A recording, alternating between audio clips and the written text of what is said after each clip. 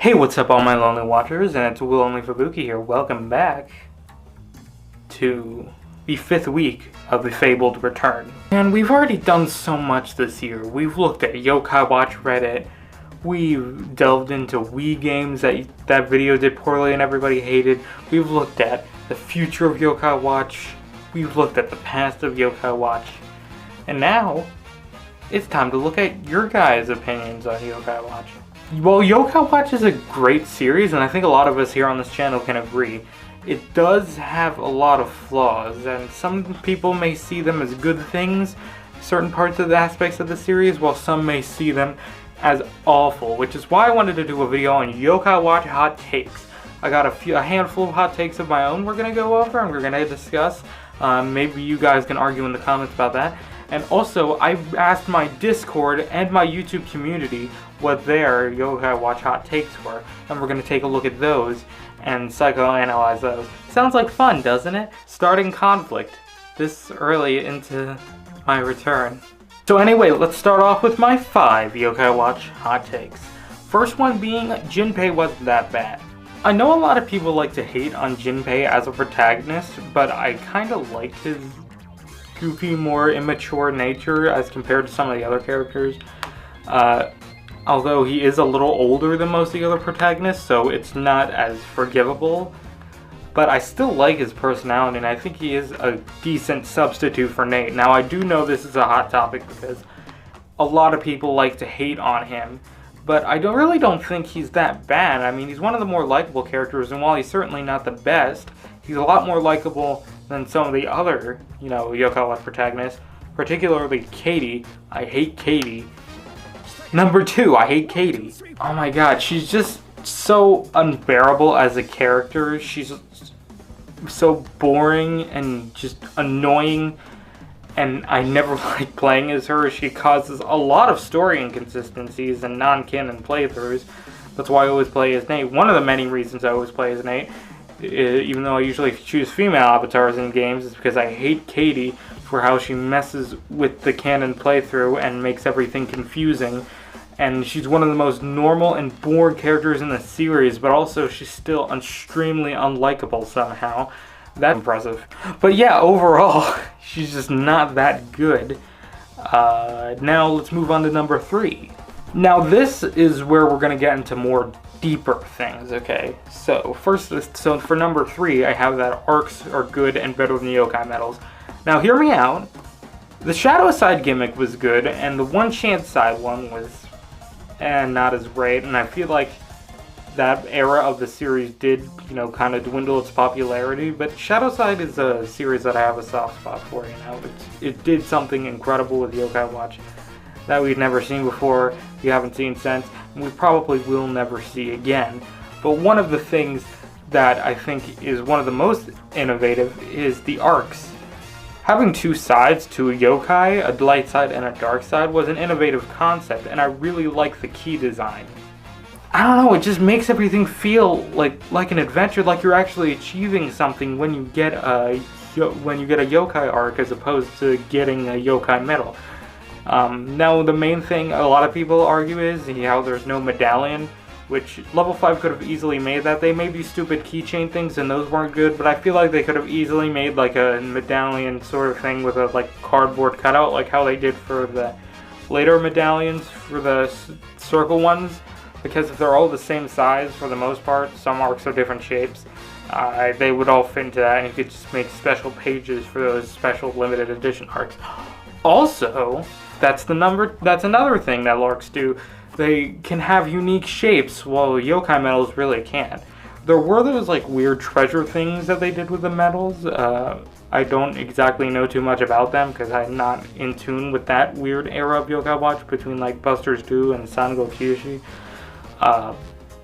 But yeah, the fact that medals could be different shapes, or arcs could be different shapes, was also made it fun. It also made them a lot more fun to collect, and the NFC technology was a good innovation for Yokai Watch. I mean, it does come with some downsides, like how you're not able to take codes offline, so if you need something that's tied to a specific arc or something, you need to go buy it yourself. Another thing is how the NFC can get damaged. Like some of my arcs were damaged. One of my, not even one of my arcs, one of my Y metals got damaged, so it won't get scanned anymore. I don't know what happened to it exactly. But that's another downside of it. But I feel like the positives and the aesthetics and everything else outweighs that. Number 4, Yokai Watch 2 was the most boring Yokai Watch game. I mean, it had a lot more to do, it had a lot better yokai, but that's pretty much it in terms of that side of, you know, how Yokai Watch 2 did good. The story was kind of meh, and I hate the time travel aspect. I mean, it was the first time they used it, but, you know, here seeing it used in later games, it makes it seem kind of stale, even in the first instance it was used, and even then it was poor execution. Kind of like a new Super Mario Brothers-esque argument here. It's not as special later on, and even the beginning, it's tampered by how overused it was. But they didn't do it really well, and the story picks up halfway through with the whole defeating the wicked yokai traveling through time aspect, when I really miss the nature of the first Yokai Watch game's plot, where you just solve a bunch of problems that gradually build up into a climax like 1 and 3 did, and even 4 to an extent. Except that got roped up in a bunch of time travel problems too. I'm not here to talk about that. The beginning of the game was great. It started to be like Yokai Watch 1, but then it devolved into this weird, stupid plot, and it just, they took out the infinite X-Orb glitch because they took out the Yokai Cam, so that's a bummer. It added some new modes and stuff, but there were some other things that it fumbled on. Like the fact in one of its new modes, Buster, you can't play online, you can only play locally. You can't even play with friends, which is a shame. Towards the end, near the final boss, it kind of soft locks you into not being able to go to certain places, so it's a lot harder to level up your yokai and create a potential soft lock for you. The game just doesn't improve on any of the problems of the original, like the battle system, the befriending system, other things like that. I mean, they were okay in the first game, but the fact that 2 doesn't try to improve them or change them at all makes it just not that special, and it's the most boring one in this series. Even though I hear a lot of people say 2 is their favorite, either 2 or 3.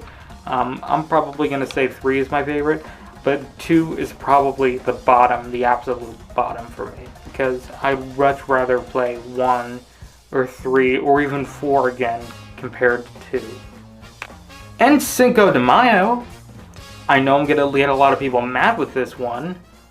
Okay, so trigger warning for this one I'm going to add, because I know some people might get upset by this.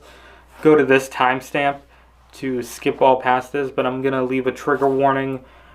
Anyway, Tomnyan is good. Now, I'm really scared of saying this opinion now that I'm actually recording. But I think Tomnyan should be left alone. Tomnyan is one of the most beloved Yokai Watch characters, and he's one of my personal favorite yokai. But I feel like after the whole Spanderous debacle on Twitter, it became kind of a thing to hate on Tomnyan just because of the association with that person. Honestly, just leave Tomnyan out of it. Maybe it was okay, like, for a while there to, like, not be all Tomnyan crazy. But I feel like I shouldn't get stares and second looks and people, getting mad at me if I, say I like Tomnyan on Twitter. Tomnyan's innocent. Tomnyan had nothing to do with this. The controversy is over. He's off of Twitter. He's been banned on multiple accounts. I think this story is done, and I think we can get back to liking Tomnyan. Hopefully I don't get canceled for that bit. But anyway, let's go to Discord and see what people there said about their Yokai Watch hot takes. Join in the description, by the way. Okay, so on my Discord, I asked you guys what your Yokai Watch hot takes were, and these were your responses. MD has a few here for us. Y Academy was a dumb idea and a bad game in anime. Yokai Watch 4 was also a bad game. Busters 2 was the worst game. And that's it. Let's analyze these. So Yokai Academy Y was a dumb and bad idea for a game in anime. Is it just me, or is that not hot? I mean, it's not a hot take. Anyway. Actually, no. I'd say there's enough people on both sides to warrant it as a hot take. I think it had some poor execution on some parts, but I honestly really liked it. I could see why a lot of people wouldn't though, and it did flop in Japan, so there's that, but I could see why people wouldn't like it, but also, you know, I feel like it did a lot good for the series, like bringing back the medals and having the transformations and having like this new storyline that we could continue off of that's not too dark, but also isn't too lighthearted, like Yokai Watch 2019 was. So yeah, that's my take on it. Yokai Watch 4 was also a bad game. I'd say it's a mid game, if anything. I wouldn't say it's totally bad because it does have some redeeming qualities, but I feel like that's the universal take, is that it's mid/bad/ the worst one in the series. So I feel like that's not a hot take. Come on, man, you gotta step it up. These are not hot takes, man. And finally, Busters 2 was the worst game. I feel like a lot of people that played all the Yokai Watch games, including Busters 2, usually say it's the worst, so I'm gonna take their word for it. I don't see a lot of people liking Busters 2. But then again, not a lot of us have played Busters 2, actually. I want to someday, but not a lot of us actually have. So that's not something I can have an opinion on. Hacked Crusade comes at us with, Yokai took too long to form its own identity, and while it seemed fresh at first, it would eventually burn out. Yeah, I feel like it did. I feel like he has a point here, and I feel like that's one of the main criticisms towards Yokai Watch. Things like evolution, and befriending, and legendaries, and the camera angle, and a ton of other things that Yokai Watch did was part of Pokemon, and it did like prove to be like a substitute for a time, but by the time it found its own identity with 3 and 4 taking like big undertakings to change the series and make it way more unique to Pokemon, it was mostly dead. So I say good job with that. A lot of people wouldn't agree. I'm sure a lot of angry comments and angry chat posts are going to be on this video, which I look forward to, but you know, maybe my opinions are the unpopular ones. I mean, think about it. I've agreed with like almost every one of these to an extent, but we still got more to do. Jaden says, 4 is probably one of the best games. It had a lot of things to do in the post-game, more than 2 playable protagonists for the first time, and letting you play as Yokai adding real-time makes it the best combat I've ever seen. So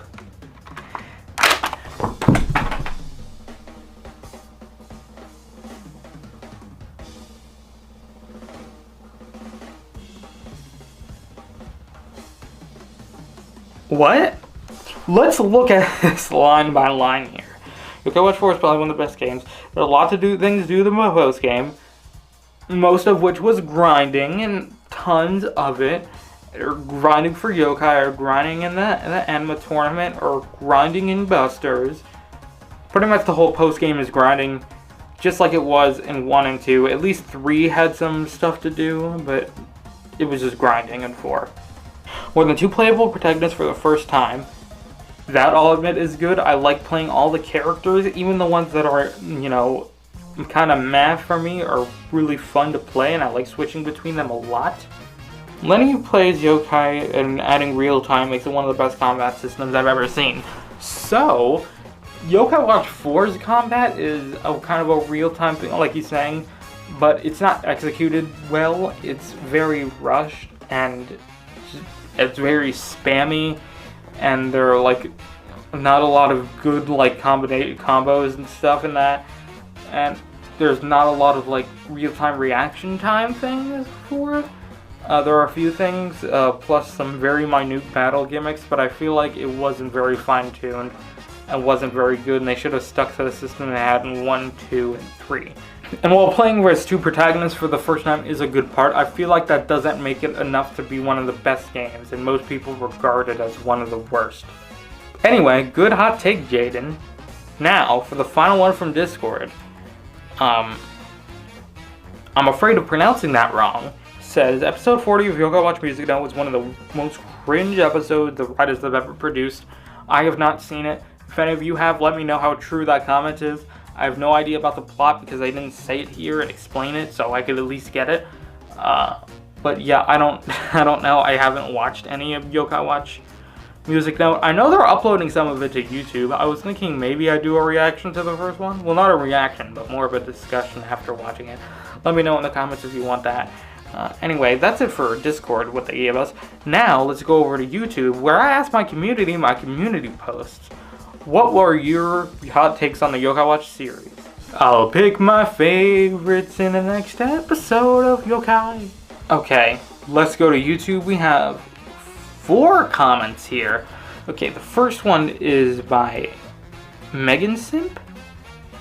It's a weird way to spell Megan that I've never seen before. Anyway, Jinpei is literally the worst protagonist in all of the series, and it all makes no sense how level 5 can go with such well-written and interesting lovable MC like Shin, and proceed to make Jinpei, aka the most annoying character in the entire series, which sucks because the Goggle and Y is actually a pretty interesting and fun concept and gets dragged down by Jinpei. The third Yokai Watch movie isn't as bad as... Oh wait, no, that's the second one. Let's talk about the first one here, where they say that Jinpei is the worst protagonist. I feel like he's not. And that it ruined... I've stated this before. I stated this in the beginning of the video. This is one of my hot takes, so we're seeing conflict here already. But I feel like he was not too bad, and they kind of made his character a little immature for my liking, but I feel like he was still somewhat lovable. And it didn't really ruin Gaku and Y. I don't think it did like they claimed, because a lot of the other characters were huge carries. Fubuki, Koma, Merarayo, Kyubi, and Ranto, and what other? All the other characters were huge carries. Let's go to the next one they put. They put 4 here. Wow. The third Yokai Watch movie isn't as bad as people make it out to be. It's actually somewhat enjoyable, and the idea of human antagonists in Yokai Watch is such an interesting concept. I didn't think of this. This would have been such a good thing to write down to say in the beginning of the video, but yes, I love the third Yokai Watch movie. It's probably my favorite out of the original trilogy. I really like the premise. We got to see some of the Dreamlink functions, and I really like the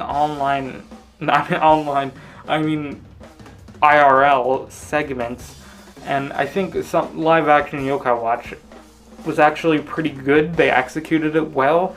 It's sad that it couldn't get localized in any way. Like, even the second movie got localized into, like, Latino Spanish, but this movie didn't, but that would have been problematic for obviously reasons. I love the third movie. It's one of my favorites, and out of the original trilogy, it's definitely my favorite for going in such a bold new direction. Sango Kyushi is better than Buster / Plaster. I feel like people who have played Sango Kyushi, I usually hear them saying that Buster's is better, but not Buster's 2. But so I can't really verify this one, but it seems like a hot take because usually I see the opposite. Natsume is overrated. Oh wait, the case is already broken off. I can't do that joke again. Natsume is one of my favorite protagonists. She's so sweet, and she's the first female protagonist, and she gets the watch first, and I just love her to death, and I love her chemistry with the other members of the Yokai Detective Agency, and Nate and Katie later on. Yes, even Katie, even though I want to snap off the neck of whoever suggested making Katie a thing. You can talk. I turned on Bixby. I was so mad. Don't disrespect my queen Natsume. Okay, now let's go to Zinver. Zinver says, okay, let me drop a bomb here and go away. The Yokai Watch games are a slight bit overrated. The games that have good but have a few flaws, like difficulty spikes, make pandas like Star and Oko mandatory for medallion completion, not being able to keep your interest long enough in the post-game. And I don't think that's a hot take. I think a lot of people would say that, and I honestly completely agree. It doesn't have enough to hold your attention in the post game. It does have a lot of flaws, especially with some of the difficulty spikes and the combat and some other things. Requiring every yokai for 100% medallion completion, though, that's a weird point to bring up. That's what 100% completion is. So I don't know why you're making that a point. That's a really bad point.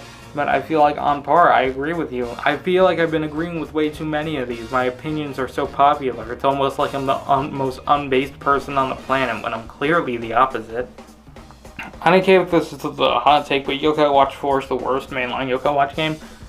I'd say 2 is slightly worse, but I feel like the main opinion from most people is that 4 is the worst, so that's not really a hard take from Luck Mid.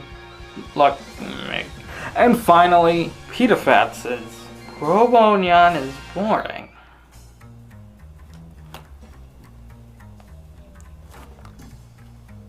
Oh, come on, I can't use the break joke multiple times? Robonyan is an interesting character. I love his personality, and especially more of his later iterations.